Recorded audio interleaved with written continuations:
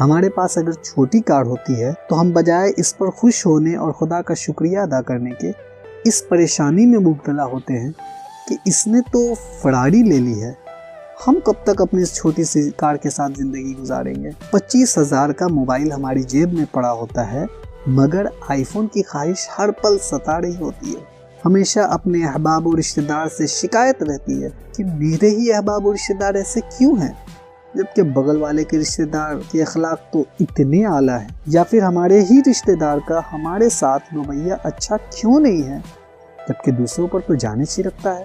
غرض کہ ہر جگہ ہم اپنے اوپر کام کرنے کے بجائے صرف دوسروں سے مقابلہ کر کے احساس کمتری کا شکار ہوتے رہتے ہیں، اور نتیجہ ہماری زندگی کا سکون ہمیشہ کے لیے ختم ہو جاتا ہے۔ یہ حقیقت ہے، جہاں مقابلہ ہو وہاں سکون مل ہی نہیں سکتا۔ بچپن میں ہم دوران تعلیم اپنے سبق کے دنوں میں پریشان نہیں ہوا کرتے